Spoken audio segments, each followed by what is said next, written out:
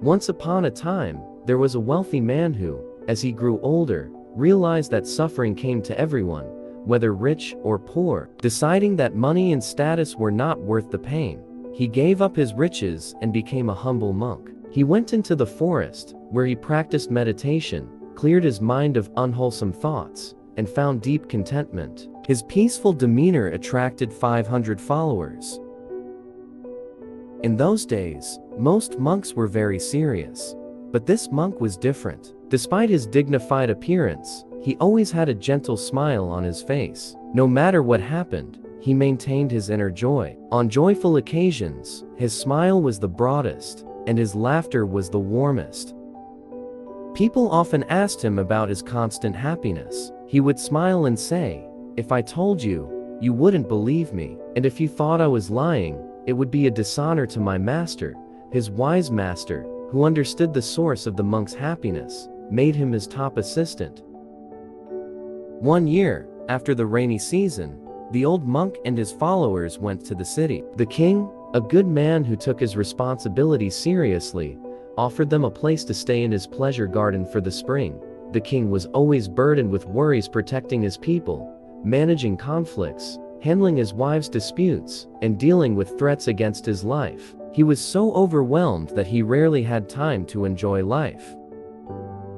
As summer approached and the monks prepared to return to the forest, the king, concerned for the old monk's health, suggested he stay in the city while his followers went back. The chief monk agreed, appointing his assistant to lead the monks in the forest. The assistant continued his meditation in the forest, growing even wiser and happier. Missing his master, he decided to visit him in the city. When he arrived, he sat quietly at the old monk's feet, occasionally exclaiming, "What happiness! Oh, what happiness!"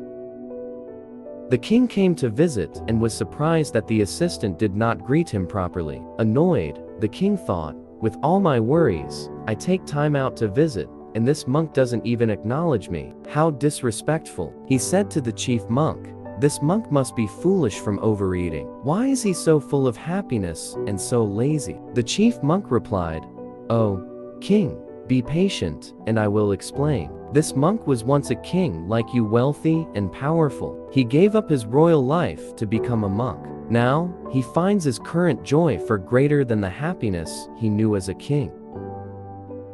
Once surrounded by guards and wealth, he now lives in the forest without fear or concern. Free from the burdens of power and wealth, he has achieved a profound inner peace through meditation. His happiness is so great that he can't help but exclaim, 'What happiness! Oh, what happiness!'" The king understood immediately. Hearing the story of the happy monk brought him peace. He spent some time with both monks, learned from them, and then returned to his palace, feeling more at ease.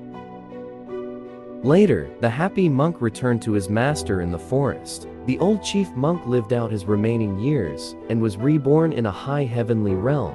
The moral of the story is, when we let go of our attachment to wealth and power, true happiness grows.